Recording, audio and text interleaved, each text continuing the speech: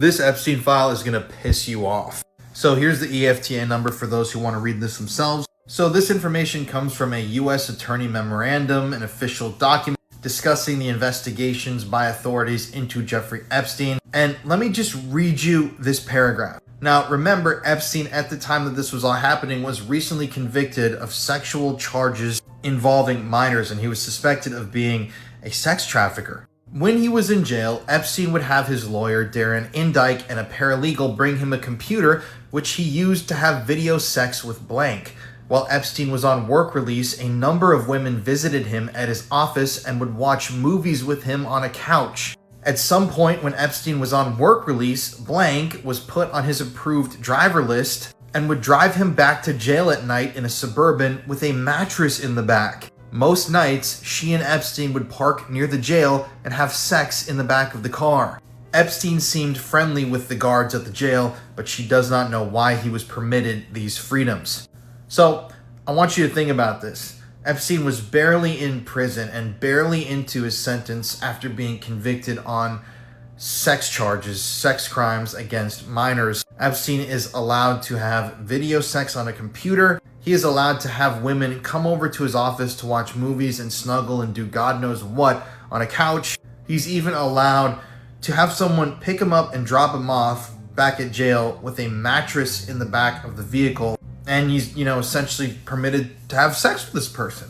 And this is while he's in prison, barely in prison, on charges of sexual impropriety and for, molesting multiple minors. Even though I know that that's not essentially what he was convicted of. I mean, he was accused of that and everybody knew that that's what he was guilty of.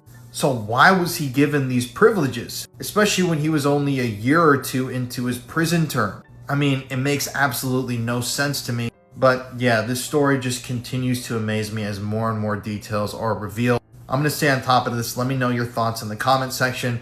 And follow along for more. This Epstein file is one of the most credible of all. So basically, this is just another anonymous tip that came into the FBI that they documented. And if you pause and read this victim talks about how they were trafficked by Epstein. They give some really graphic details. But just look at the date. This was submitted in 2019, August 2019. Let me read you this paragraph. At one of the parties, two twin brothers, Alan and Orrin, who were involved in real estate, lured Blank and her friend Blank upstairs and locked the door. Blank knocked the door back open and the two ran back downstairs. Blank stated Orrin raped Blank and Orrin's brother, Tal, raped a 14-year-old girl named Blank. Blank tried to slit her wrist after the incident. So this is 2019. Those names probably didn't register. But let's flash forward to 2026. Alan, Tal, and Orrin are three brothers, the Alexander brothers, from New York, and they have now all been convicted of sex trafficking and rape and some horrific offenses. So in 2019, these guys hadn't been arrested. They were well-respected businessmen in Manhattan, like real estate guys. And interestingly, these guys actually sold a house to Ivanka Trump and Jared Kushner in Florida in 2020, a year after this tip was made. So how did this girl know that all three of these guys would be eventually convicted of sex trafficking? And I mean, to me, I find it weird that their two hubs where these guys operated out of were New York, just like Epstein, and Miami, just like Epstein. And in the same tip, the victim states, Blank also went to his St. Thomas Island, which he referred to as St. Jeffrey. Epstein and other powerful men, including Bill Clinton and Donald Trump, would have big orgy parties with her, other young girls, and older Victoria's Secret models. Now, the knowledge that Les Wexner was super tied into this network was not widely known at the time, so the Victoria's Secret information here is another big drop by this alleged victim. And she claims that she had contact with Epstein from 2015 to 2019. That would mean that Donald Trump most likely was engaging in these activities with this victim, potentially during his presidency. But one thing I haven't seen people pointing out is this little tidbit of information up here. The victim says that Epstein referred to his island as St. Jeffrey. Keep in mind when this tip was filed, Epstein had just been arrested. He was just starting to make his rounds in the news. People were just starting to really dig into Epstein and investigate him. So a lot of information about Epstein wasn't widely known. However, check out this file that I found in the files. Now, I initially thought this was strange because it's obviously a picture of a little girl. I made a whole video about this. But look at Jeffrey Epstein on the left and look at his pants. Sorry, the crop is weird, but his pants say Little St. Jeff's. Little St. Jeff's. Not Little St. James, Little St. Jeff's. And what did the victim say Epstein called his island? St. Jeffrey. So to me, that's even further corroboration. But as we know, even though many tips like this were sent in, they went uninvestigated, and to this day, they're still going uninvestigated. Let me know your thoughts in the comments section. Donald Trump was bitten on the penis by an Epstein survivor. At least that's what this tip sheet claims, and according to new reporting that I'm seeing, the person who submitted this tip initially has actually been investigated by authorities and deemed to have been credible.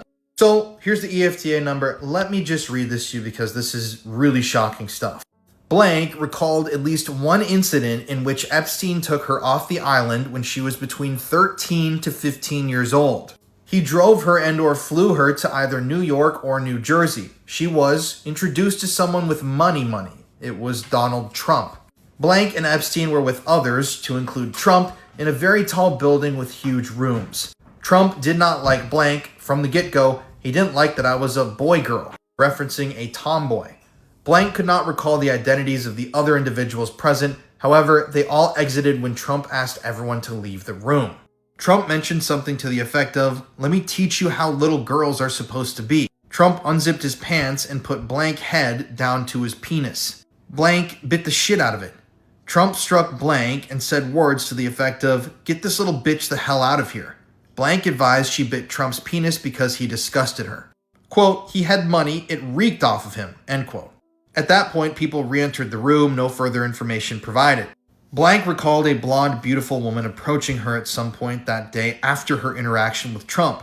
The woman said, "Let me give you a tip, little girl, about your breasts. Wear a bra every night." Those words have stayed with her throughout the years.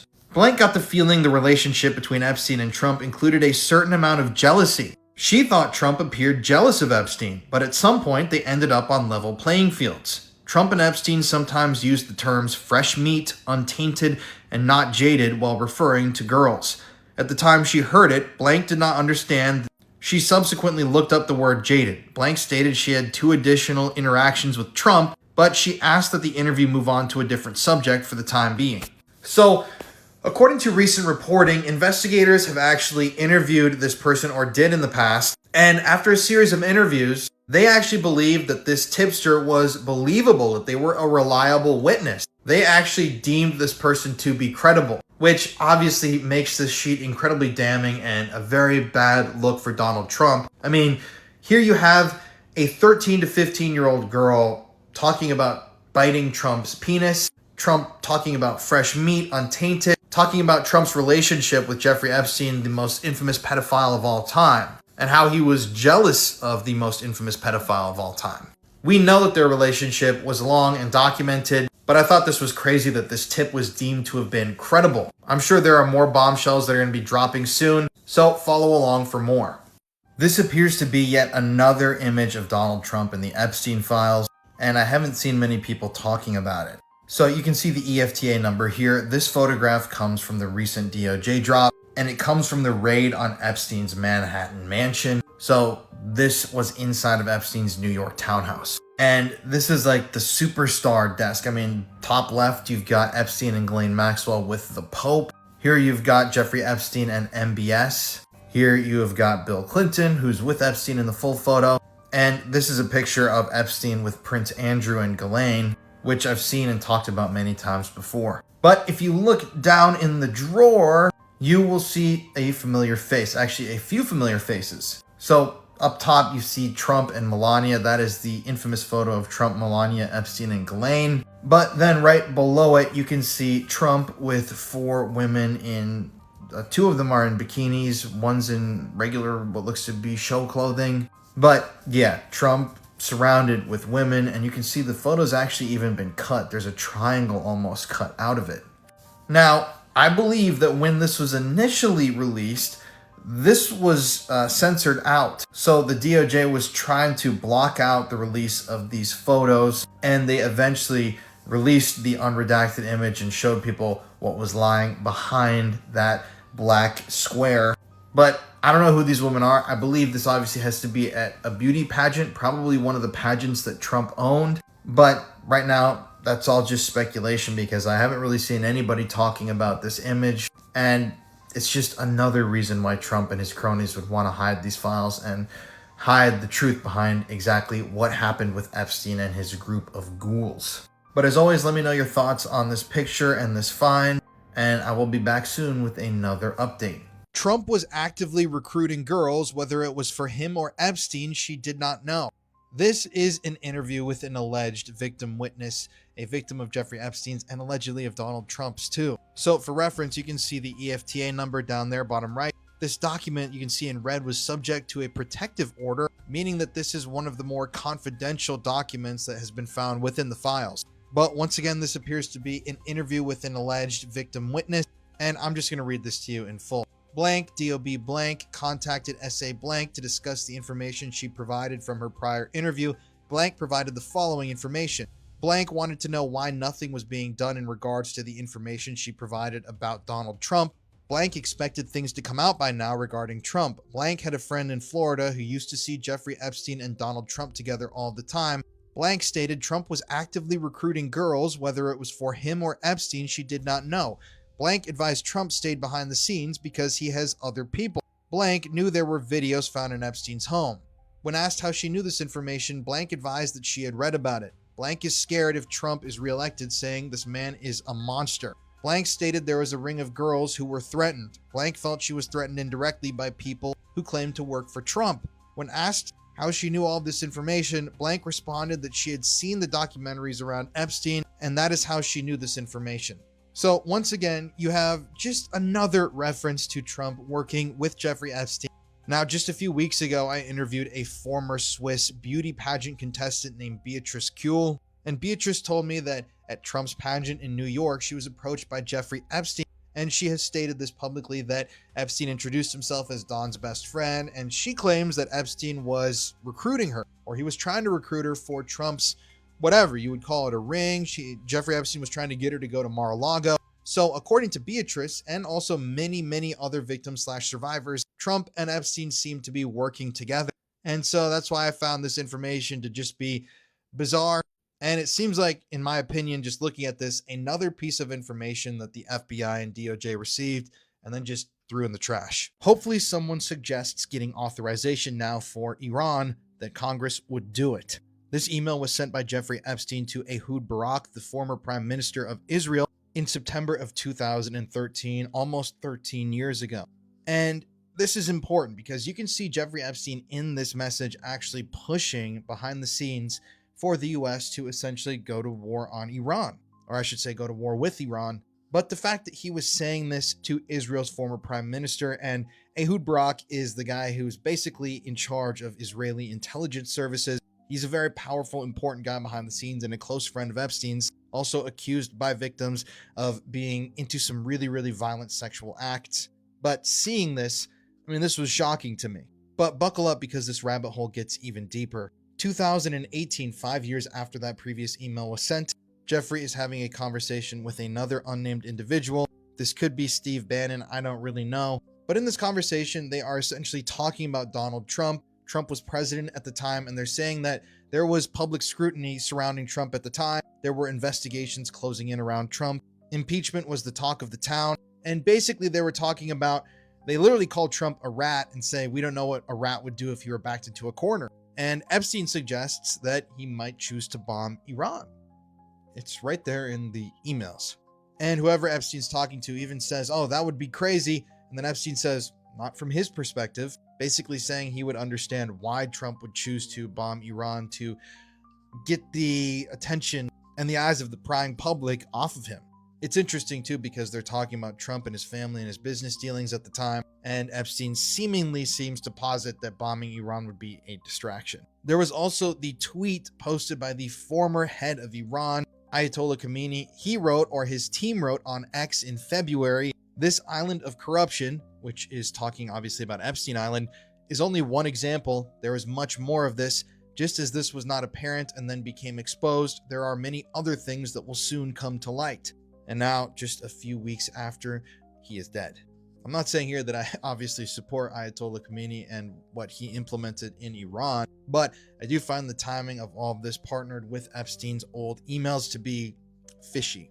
So what do you think? Is this all just one big coincidence? Did war just happen to break out in the middle of the Epstein Files becoming the world's #1 talking point? Or am I just reading too far into this? Why don't you let me know? because taxes are for poor people. Mossack Fonseca. This photograph appears in the Epstein Files, and people believe that this is actually Jeffrey Epstein wearing this shirt. And obviously, the shirt is offensive, and it provides us with sort of a window into Epstein's mind. However, it's actually much darker than it appears on the surface. So years ago, I went down this rabbit hole surrounding the company Mossack Fonseca. I hope I'm saying that right. I probably am not. But if you don't know, they are the company at the center of the Panama Papers scandal. And here's just a brief overview. The firm Mossack Fonseca shut down in 2018 due to immense reputational damage and legal pressure following 11.5 million documents that were leaked. Documents became known as the Panama. And those papers revealed that that firm, Mossack Fonseca, managed over 214,000 offshore entities, many of which were used to hide funds and facilitate illicit activities. So basically, that firm that Epstein was seemingly cozy with would partner up with very, very wealthy individuals and corporations and figure out how to hide their money, how to shelter their money, how to avoid taxes, and how to create dark money, dark wealth, which is obviously a huge part of Epstein because we still don't know where all of the money came from. And they always say follow the money, but in this case, it's true. We need to continue following the money when it comes to Epstein.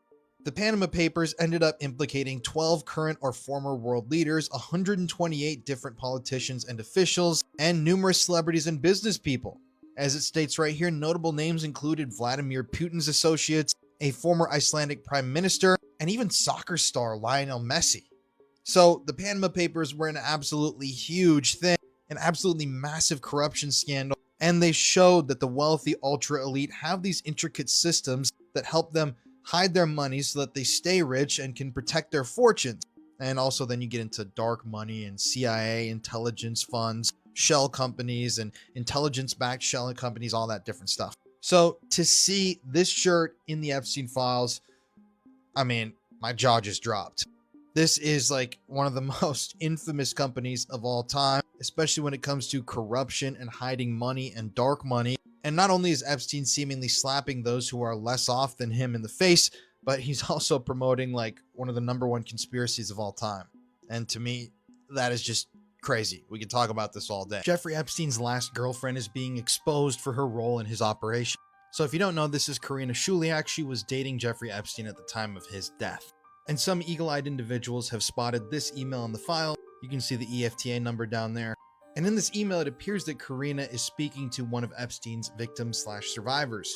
She says, "Hi blank, I need to ask you to please be more careful and wash off makeup before using towels on Jeffrey's properties.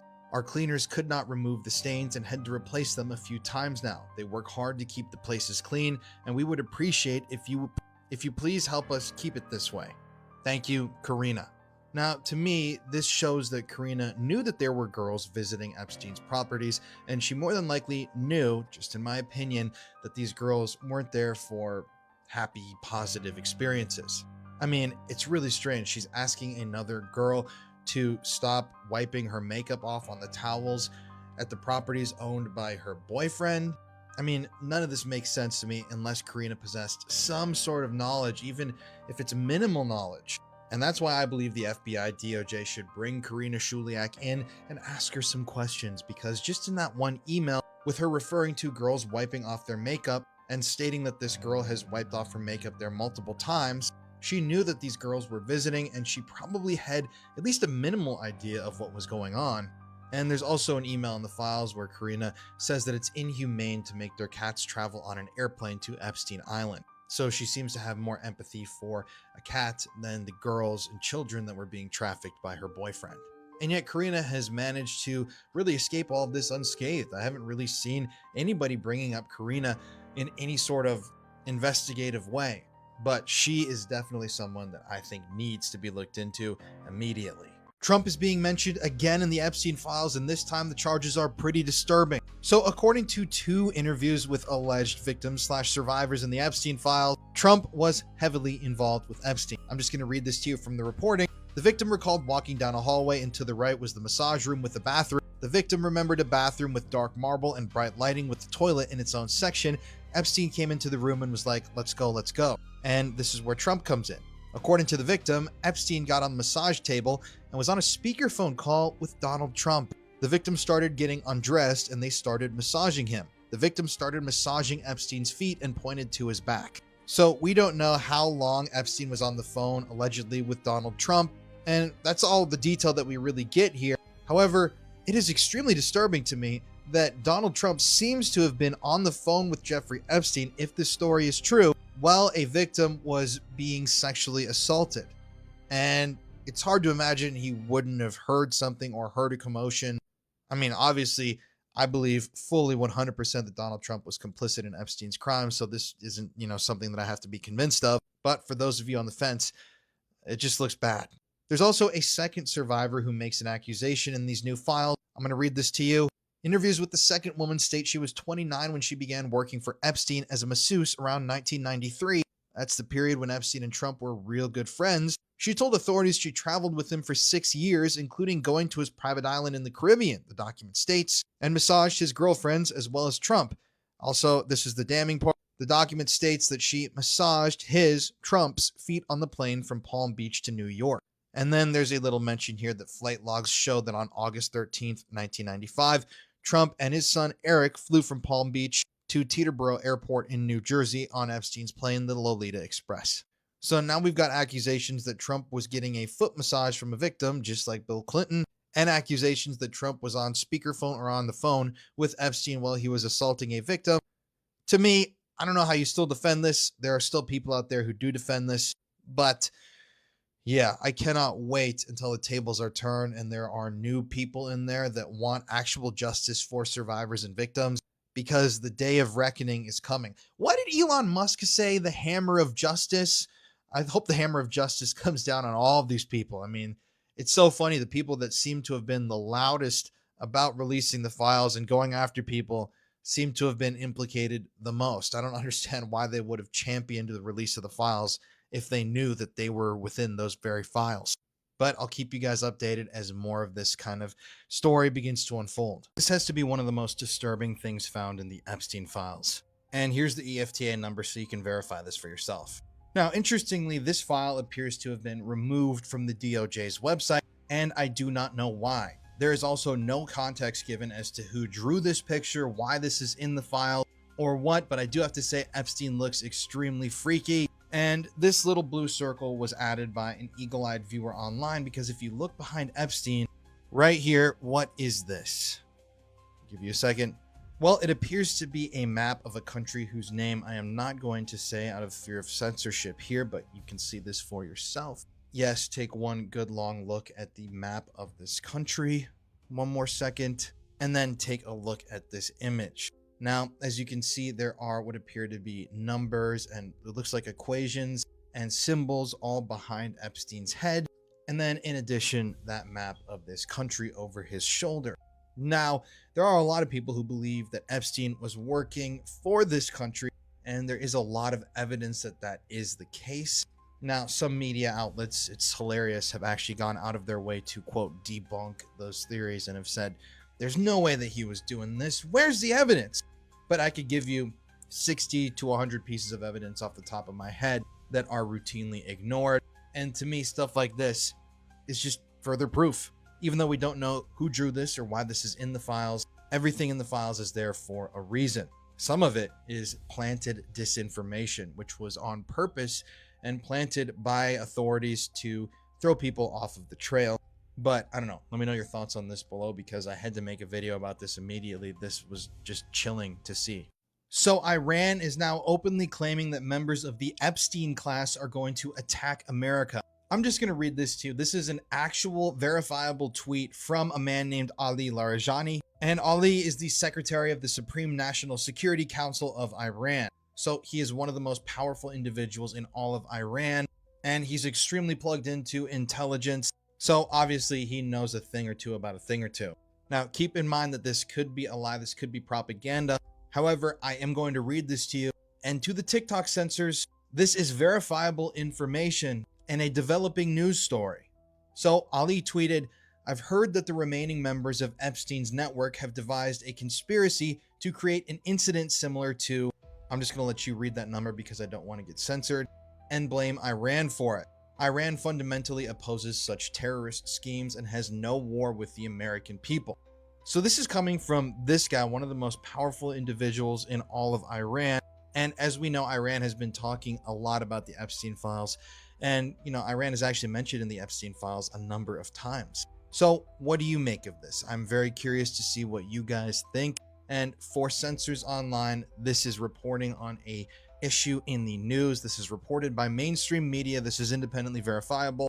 I don't know. I'm sorry I have to be overly cautious, but I've had 7 different videos taken down this week, and they don't give me a chance to appeal. So I do not want this to happen again with this video. So I'm being explicitly clear that this information is verifiable. Jeffrey Epstein was a part of a nudist gang who patrolled a beach in Sandy Hook protecting nudists. This is information coming from a tip sheet that was found in the Epstein Files. I just have to read this to you in full because it's so bizarre.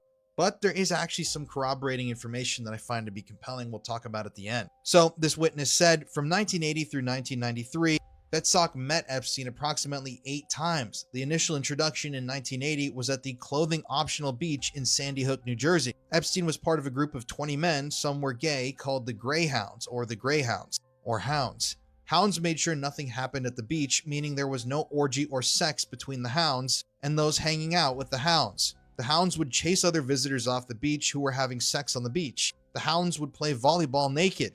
Quote, "It was a time when we were just a group of people wanting to enjoy the sunshine without having to pull the suit out of our butts." End quote. Betsock has several pictures of the group. Betsock's brother, Joseph Stephen Andrew Banks, now deceased, was friends with Epstein and also was a member of the Hounds. Although Betsock advised her brother Banks was bisexual, Banks never molested Betsock. If Banks knew of any details relating to Epstein's sexual age preference, Banks never told Betsock. Betsock advised Epstein, quote, "Did not molest me, or I cannot remember, or maybe I am blocking it out," end quote. Betsock does not remember any names of the other kids that were hanging out with the Hounds. Betsock advised Epstein loved to frequent the New Jersey bar Frank's Chicken House, northeast of the beach. Betsock stated during the telephone interview the reason she called was to advise the FBI she would be happy to assist the FBI or the group of ladies that came forward. So Epstein being in a roving gang of nudists that protected a nude beach sounds incredibly bizarre, doesn't it? But here's an actual article online corroborating the nudist angle surrounding this beach. You can see up there, "So goes the tale of the start of nude sunbathing and swimming at Sandy Hook. It's been that way for some time now, but there was a time when the nude beach debate was on like the heat these days and taken to the bridge, of course." And this article basically discusses how, yeah, there was actually a nude beach area and is in Sandy Hook. And I also read online, somebody commented how Frank's Chicken House wasn't actually a bar, it was a strip club. So this obviously would have made perfect sense for Epstein to have liked frequenting a place like that. So I don't know, these tip sheets are obviously all unverified, so you have to take them all with a grain of salt, but it's just so strange. There are so many different rabbit holes when it comes to Epstein and so many different lines of inquiry that could be followed up on that were just never pursued or chased. And yeah, it has just left me asking more questions and really never getting any answers. But let me know your thoughts on this in the comments section because I'm eager to hear your take and to see if you think that these claims might have validity. This image of Trump is in the Epstein Files. I am not kidding you. So people online recently discovered this photograph. This is exactly how this appears in the Epstein Files. I verified this for myself, but if you for some reason are one of those people that doesn't believe me, you can check for yourself. And yeah, this is the image of Donald Trump that appears in the Epstein database. Now, as is the case with all of these images, we don't know who sent this image, where this image comes from, why this image was included in the Epstein Files database. We don't know if this image was located on one of Epstein's devices or what, but it is yet another reference to the current United States president and his role in the Epstein scandal / affair. The image of Trump appears to be a reference to this image, or rather this outfit worn by the UK's Princess Beatrice, who wore this bizarre hat to a wedding. This is a wedding hat she was wearing, and for some reason this was photoshopped onto Trump's head and then I believe sent to someone in the Epstein network, maybe to Epstein himself. I don't know. I really don't know. Maybe Epstein made this himself. But there are just so many references to Donald Trump in the Epstein Files. It blows my mind that investigators are not interviewing Trump. And truly, if our government actually cared about the people, they would have been independently interviewing Trump and all of his cronies and all of these people named months, if not years ago. Yet we know that until the people in the White House right now are kicked out, we are never going to see any justice for any victims of Jeffrey Epstein. And that is because allegedly the guy who is in control of the entire United States was one of the biggest abusers.